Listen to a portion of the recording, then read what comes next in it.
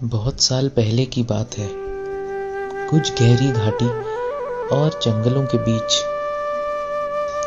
एक सुलिया नाम की चुड़ैल रहती थी। सुलिया बहुत ही नेक दिल और सबकी मदद करने वालों में से थी।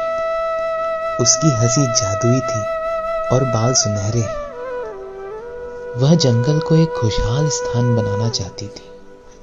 इसके लिए वो हमेशा ही दूसरों की सहायता करने के लिए तत्पर रहती थी।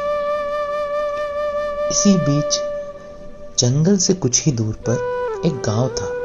वहां के लोग बहुत ही मेहनती थे और खेती कर कर अपना जीवन यापन करते थे।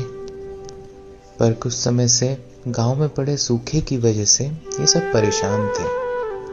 उसी गांव में बड़ी ही प्यारी पर बहादुर बच्ची रहती थी जिसका नाम था चंपा। चंपा सूखे हुए खेत खलियानों को देखकर बहुत दुखी हुई और उसने फैसला किया वो जंगल जाकर सुलिया दीदी को ढूंढेगी और उससे मदद मांगेगी। कुछ ही समय में उसने सुलिया दीदी को ढूंढ लिया और अपने गांव की सारी समस्याएं बताई। इन समस्याओं का निवारण और गांव वालों की सहायता के लिए सुलिया को 3 कठिन परीक्षाओं से पार पड़ना होगा। प्रथम परीक्षा में सुलिया ने नाग देवता को प्रसन्न कर गुफा के अंदर प्रस्थान किया। यह थी नीलकुंड जाने की प्रथम परीक्षा। दूसरी परीक्षा में काली आत्माओं से भरी एक झील को सुलिया ने सीढ़ी बनाकर पार किया।